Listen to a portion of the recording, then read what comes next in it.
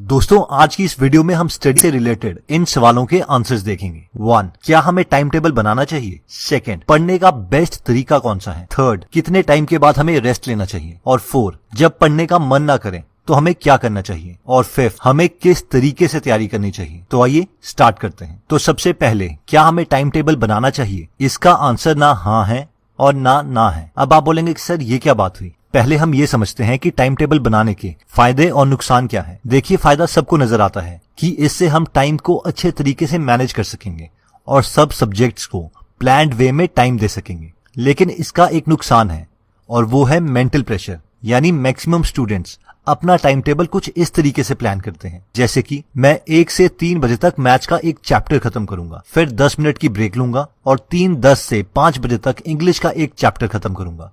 अब इस तरीके की स्ट्रैटेजी में एक सबसे बड़ी गलती है, और वो गलती है कि इसमें हमने खुद को टाइम बाउंड और टास्क बाउंड कर दिया है। यानी इतने टाइम में इतना टास्क करेंगे। अब मैक्सिमम टाइम हम उस टास्क को उस पर्टिकुलर टाइम में खत्म नहीं कर सकेंगे, जिसकी वजह से हम खुद की नजरों में एक फेलियर से बन जाएंगे और प्रेशर में आ जाएंगे। इसीलिए मैं रेकमेंड करता हूं कि हम एक टाइम में एक पैरामीटर ही कंट्रोल करें और एक को फ्री रखें।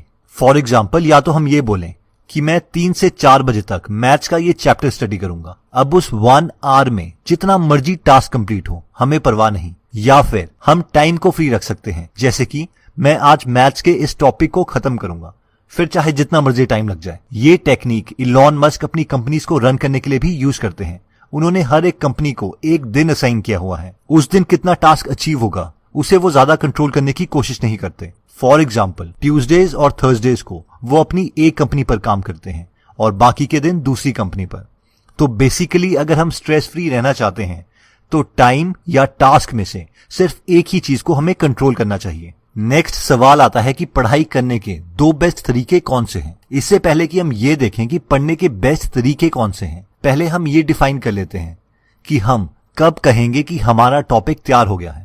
क्योंकि मैक्सिमम स्टूडेंट्स को इसी में कंफ्यूजन होती है और बाद में हमारे मन में यही सवाल आता है कि एग्जाम के टाइम में कुछ याद नहीं रहता या फिर लर्न करने के बाद हमें सब भूल जाता है। तो अब हम मेन डेफिनेशन में आते हैं कि हम पढ़ा हुआ किसे बोलेंगे। अगर हम किसी कंटेंट को पढ़कर बिना किसी बुक या किसी सोर्स की मदद के रिप्रोड्यूस कर सकते हैं तो हम ये मान लेंगे कि वो टॉपिक हमारा तैयार हो गया है।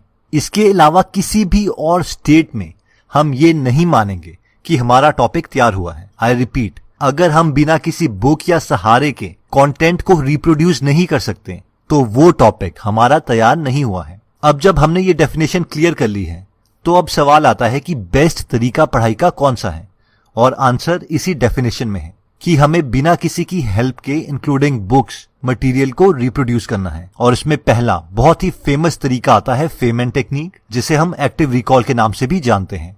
ये मेथड कहता है कि पहले हम कोई टॉपिक पढ़ेंगे, उसे समझेंगे और फिर बुक को बंद कर लेंगे। बुक बंद करने के बाद उस मटेरियल को बोलना शुरू करेंगे, पूरे सेंटेंसेस यूज कर और स्लो स्पीड में। हम ऐसा प्रिटेंड कर सकते हैं कि हम किसी को एक्सप्लेन कर रहे हैं, पढ़ा रहे हैं, और अगर हम इस मेथड को एनालाइज करें तो ये हमारी पढ़ाई की डेफिनेशन को सेटिस्फाई करता है, जो ये है कि हम उस कैपेबिलिटी को अचीव करें कि हम बिना किसी की हेल्प के मटेरियल को रिप्रोड्यूस कर सकें। और इस मेथड में हम एग्जैक्टली यही कर रहे हैं। दूसरा बेस्ट मेथड स्टडी का कहता है राइट, यानी इसमें भी हम कॉन्सेप्ट को पढ़ें और समझें, फिर बुक को बंद करके पूरे सेंटेंसेस यूज करके उसे कॉपी में लिखें और लिखते हुए मन में ये प्रिटेंड करें कि हम किसी को एक्सप्लेन कर रहे हैं। इन दोनों मेथड्स में हम जल्दी थक जाएंगे और वो होगा भी, क्योंकि हमने एक्टिवली स्टडी की है, बुक खोल के साथ में मोबाइल रख के सिर्फ प्रिटेंड नहीं किया है। इससे बेस्ट कोई भी मेथड मुझे स्टडी का नहीं मिला है। अब नेक्स्ट सवाल आता है कि हम हमेशा मोटिवेटेड कैसे रहें। तो सबसे पहले तो इसका सबसे सिंपल जवाब है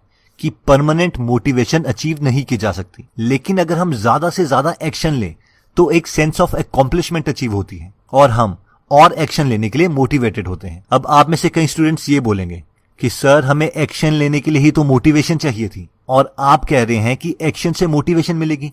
ये तो समझ नहीं आया। अगर हम मोटिवेशन की साइंस में जाएं तो ये कहती है कि motivation is inversely proportional to amount of task. यानी जितना ज्यादा टास्क हमारी नजरों में होगा कि हमें ये करना है, उतना ही कम हम मोटिवेटेड होंगे एक्शन लेने के लिए। अब ट्रिक ये है कि टास्क तो जितना है वो उतना ही रहेगा, सिलेबस हमारे कहने से कम तो नहीं होगा, लेकिन अपने माइंड में हम टास्क को बहुत छोटे छोटे टुकड़ों में तोड़ सकते हैं, जिससे हम प्रेशर में ना आए और एक्शन के लिए मोटिवेटेड हो जाएं। जापानीज इसे काइजन टेक्निक बोलते हैं। इसे हम एक एग्जांपल से समझ लेते हैं। मान लीजिए कि हमें मैथ्स का एक पूरा चैप्टर खत्म करना है, तो अब ये सोचते ही हम डर जाएंगे और चीजों को टालने लगेंगे, क्योंकि टास्क हमारी नजरों में बड़ा है। अब एक्चुअल में टास्क तो छोटा नहीं हो सकता, लेकिन हम खुद को इंस्ट्रक्शन दे सकते हैं कि मैं अगले 25 या 30 मिनट में मैथ्स पढ़ूंगा, चाहे फिर एक ही कॉन्सेप्ट क्यों ना खत्म हो। अब क्योंकि टास्क को हमने छोटे टुकड़ों में तोड़ दिया है, तो हमारा मोटिवेशन लेवल थोड़ा बढ़ जाएगा और हम काम स्टार्ट कर सकते हैं। अगर एक बार मोमेंटम बन जाए तो जरूरी नहीं कि हमें 25 मिनट के बाद रुक ही जाना है। हम अपने टास्क को कंटिन्यू रख सकते हैं जब तक कि हम थक ना जाए। अगर ये टास्क भी हमें ज्यादा लग रहा है तो इसे और छोटे टुकड़े में तोड़ा जा सकता है। जैसे कि मैं अभी बुक को टेबल पर रख देता हूँ और टेबल को थोड़ा साफ कर लेता हूँ। स्ट्रैटेजी ये है कि हमें खुद को मोमेंटम मोड में लेके आना है, उसके बाद अपनी बॉडी और मोमेंटम के अकॉर्डिंग रेस्ट लेना है। अब नेक्स्ट सवाल आता है कि क्या हमें रेस्ट लेना चाहिए और कितना रेस्ट लेना चाहिए, और क्या हमें रात को पढ़ना चाहिए या दिन को। तो अब इसके आंसर से भी काफी स्टूडेंट्स खुश नहीं होंगे, क्योंकि इसका आंसर है इट डिपेंड्स। आपको इसका आंसर कोई नहीं दे सकता, ये हमें खुद इंट्रोस्पेक्शन के बाद ही पता चलता है। बस साइंस से ये कंफर्म्ड है कि स्लीप के बाद हमारा माइंड ज्यादा एक्टिव स्टेट में होता है और यही प्रेफर टाइम है। और वैसे ये कॉमन सेंस भी है, लेकिन इस कॉन्सेप्ट की कॉमन इंप्लीमेंटेशन नहीं है, क्योंकि कई स्टूडेंट्स अपने दिन इस तरीके से शेड्यूल करते हैं कि अनइम्पॉर्टेंट और थकाने वाले काम रेस्ट के बाद करेंगे और जब थक जाएंगे फिर स्टडीज को स्टार्ट करेंगे। तो इस सीक्वेंस को तो हमें चेंज करना ही पड़ेगा अगर हमें ज्यादा प्रोडक्टिव बनना है। अब नेक्स्ट सवाल आता है कि तैयारी की बेस्ट टेक्निक क्या है। देखिए, स्टूडेंट लाइफ में वैसे ही बहुत कम टाइम होता है, इसीलिए मेरे ओपिनियन में तो सबसे पहले हमें सिर्फ सिलेबस ही खत्म करना चाहिए। और जब एक बार सिलेबस आप खत्म कर दें और रिवाइज भी कर दें, तभी एक्स्ट्रा करिए। और साथ में जैसे ही किसी कॉन्सेप्ट को हम खत्म करते हैं, उसी वक्त उससे रिलेटेड क्वेश्चंस जो एग्जाम में पूछे जा सकते हैं उसे सॉल्व करें, मोस्ट प्रेफरेबली उस कॉन्सेप्ट से रिलेटेड लास्ट ईयर क्वेश्चंस, और बार बार मॉक टेस्ट देते रहें। अब इस सजेशन के बाद मैक्सिमम स्टूडेंट्स के मन में ये आता है कि नॉलेज के पीछे भागो, खाली मार्क्स से क्या होगा, और इस स्टेटमेंट से ये लगता है कि हर एक टॉपिक पढ़ो। तो मेरे ख्याल में ये बहुत ही इडियोटिक स्ट्रैटेजी है। अगर पहले हम अपने सिलेबस को खत्म करते हैं तो क्या हमें नॉलेज नहीं होगी। अब हम में से कई स्टूडेंट्स बोलेंगे कि उन टॉपिक्स का क्या जो हमने छोड़ दिए। तो इस पर मैं ये बोलना चाहता हूं कि उन टॉपिक्स को भी हम खत्म करेंगे, लेकिन बाद में जब सिलेबस खत्म हो जाएगा और लास्ट ईयर या सिमिलर टाइप के क्वेश्चंस हम अपने सिलेबस से रिलेटेड सॉल्व कर चुके होंगे। और अगर हम पहले सिलेबस खत्म करते हैं और उससे रिलेटेड क्वेश्चन सॉल्व करते हैं तो शायद ही हमारे पास कोई फ्री टाइम बचेगा। और अगर आप सुपर इंटेलिजेंट हैं और आपके पास टाइम बच जाता है तो गो ऑन, बाकी टॉपिक्स भी आप खत्म कर सकते हैं। लेकिन लॉजिक ये है कि एक्स्ट्रा करने के चक्कर में मेन पोर्शन ना छूट जाए। तो दोस्तों, हमने सबसे पहले देखा कि क्या हमें टाइम टेबल बनाना चाहिए। तो इसमें हमने देखा था कि अगर हम टाइम टेबल बनाते हैं तो हमें टास्क या टाइम में से एक पैरामीटर को फ्री रखना पड़ेगा। अगर हम दोनों को रिस्ट्रिक्ट करते हैं तो वो हमें प्रेशराइज करेगी। नेक्स्ट हमने पढ़ाई के 2 बेस्ट तरीके देखे थे, जिसमें सबसे पहला था एक्टिव रिकॉल, यानी बुक पढ़ो, कॉन्सेप्ट को समझो, फिर बुक बंद करके पूरे सेंटेंसेस यूज करके स्लो मोशन में उस कॉन्सेप्ट को समझाओ। अगर आपके आसपास कोई नहीं है तो वो इमेजिनेटिव स्टूडेंट को समझाओ। दूसरे मेथड में भी यही था कि बुक पढ़ो, कॉन्सेप्ट समझो, फिर बुक बंद करो और अपने मन में कॉन्सेप्ट को यूज करके उसे कॉपी में स्लो मोशन में लिखो। बस स्ट्रैटेजी ये है कि हमें अपने ब्रेन को पूरा यूटिलाइज करना है और सामने बुक खोल के अपने ब्रेन को कोई हेल्प नहीं देनी है, क्योंकि एग्जाम टाइम में भी आपके साथ एग्जैक्टली यही सिचुएशन होगी। नेक्स्ट हमने देखा था कि हमेशा मोटिवेटेड कैसे रहें। तो हमेशा मोटिवेटेड कोई नहीं रह सकता। अगर हम बहुत एक्शन लेंगे तो इस स्टेट के काफी करीब आ सकते हैं। उसके लिए हमने काइजन टेक्निक देखी थी, जो कहती है कि अपने माइंड में अपने टास्क को बहुत छोटे टुकड़ों में तोड़ दें और फिर उसे खत्म कर दें। In short, divide and rule. Next हमने देखा था कि हम कब पढ़ें, दिन में या रात में। तो आपको अपने स्केड्यूल के अकॉर्डिंग इस क्वेश्चन का आंसर मिलेगा। बस प्रेफर्ड ये है कि पूरी स्लीप के बाद जल्दी स्टडी स्टार्ट कर दें। फिर हमने देखा था कि एग्जाम ओरिएंटेड तैयारी करने के लिए पहले सिलेबस वाला पोर्शन ही खत्म करें और हर कॉन्सेप्ट के बाद उस कॉन्सेप्ट से रिलेटेड लास्ट ईयर के क्वेश्चंस या फिर उससे सिमिलर क्वेश्चंस प्रैक्टिस करें। और जब सिलेबस खत्म हो तभी एक्स्ट्रा पार्ट करें। बिलीव मी, इतना ही करना काफी डिफिकल्ट है और अगर आप इतना कर लेते हैं तभी एक्स्ट्रा कीजिए।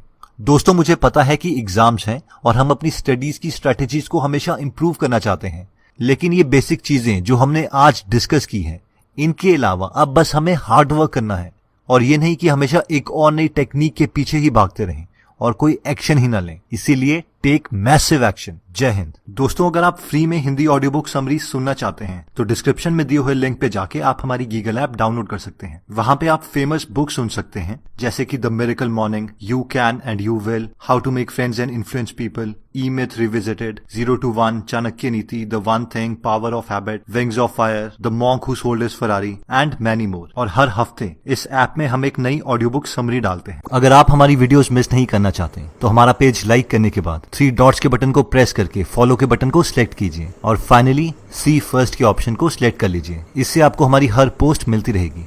जय हिंद।